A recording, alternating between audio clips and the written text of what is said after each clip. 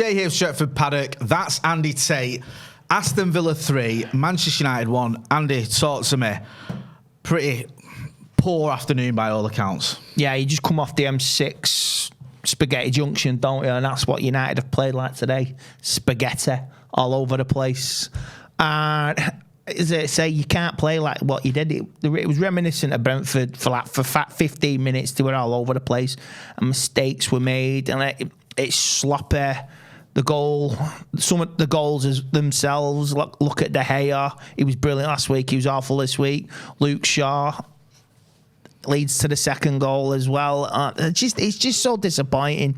And you say, like Macca said this, even I've said this, it's going to be one of those seasons. Yeah. You're going to get games like this. You'll lose, you'll win, you'll win, you'll lose, you'll draw. And it's just it's the roller coaster of emotion. And then we've been punished. No, you make a good point there, and it is going to be a bit of a roller coaster, and we have been punished.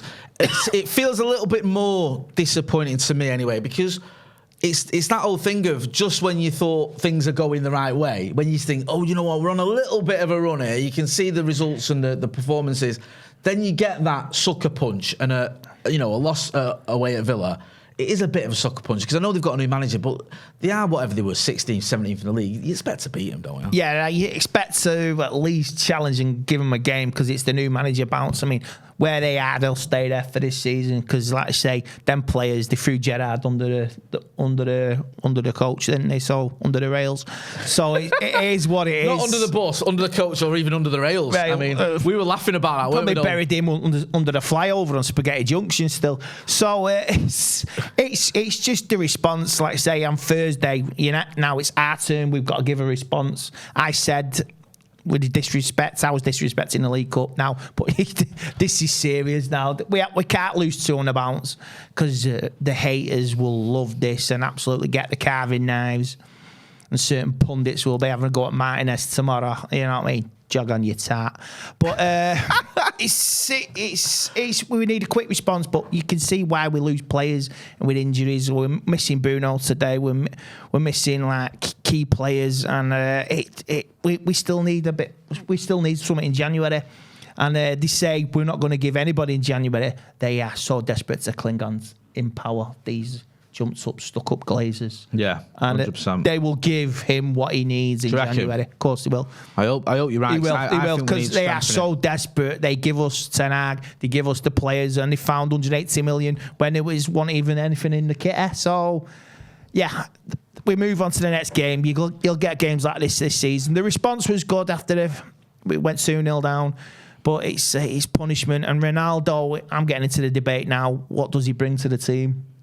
I know. Ronaldo was obviously a hot topic there that, everyone after the game was talking about. We were talking about during the game when we did the watch along.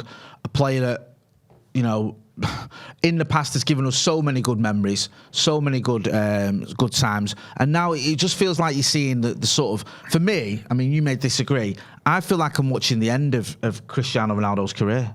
It could be, and it's not nice to say, because he's given us some of the best games and times of our lives, and it's disappointing to see. But I think it was everybody today. It was responsible as well. I thought Rashford was off the pace. The substitutes getting made late as well.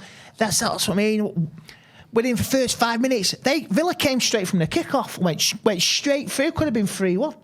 Yeah. 5 minutes later, it's 3-1. The game's done, and the response. So let's say the substitution should have been made at half time. I can understand he give him a chance because of the response, and Luke Shaw scored. I'll give you 5-10 minutes to see how you do. But they say we didn't even have a shot. I mean, the best chance we had was Delo getting played through by Casemiro. The pass was beautiful. Then all of a sudden, you can't even put your foot through it and shoot. When he plays it back, you just put your foot through it. When you're desperate, you fucking hit the bastard. Yeah, no, I agree. I mean, I think that's one of the most frustrating things. You saw players going through, like you saw Delo going through. We had a couple of passes where, like, Elanga obviously had a header. But all in all, there wasn't that many clear-cut times where United had a shot, or I can't remember him, especially in the second half, where there's one where you go, you know what, we've created a chance there and we've tested the keeper. Martinez had one of the most easy games he'll ever have. The only time we beat him was when I think it was a deflection, and we kept playing those. I mean, I'm talking about the Emiliano Martinez, the Villa keeper, not Lisandro. We just kept pumping those balls into his box. He just kept picking up, didn't he? Tyrone Mings as well. It's like we made it easy for them. No. This Villa spent more time on the floor than he did actually playing football today. Yeah. So it just shows what they are like. You'll never achieve anything, Aston Villa. All right, you may have beat us, but that's it. You'll be a mid-table Brummy European Cup winner. That's it. They had a European Cup winner, well remembered there, Andy. They have won the European Cup, unlike certain other teams. Going into just looking ahead then towards Thursday's game. If you're Eric Ten Hag, do you go for it? Do you pick a strong team? Do you rest players? How do you approach the game? Because Martial plays the full 90 minutes. There you go. Donny van de Beek plays the full 90 minutes. Van de Beek back in? Yeah, because I think he played well today. Yeah. Bruno, Ericsson, rest. Maybe change the goalkeeper. Right. Because it's a cup game, but it's serious because we have to have a response now because we've got two games now. We've got Villa and we've got Fulham. It's a bad day at the office. We're 3 points off top 4.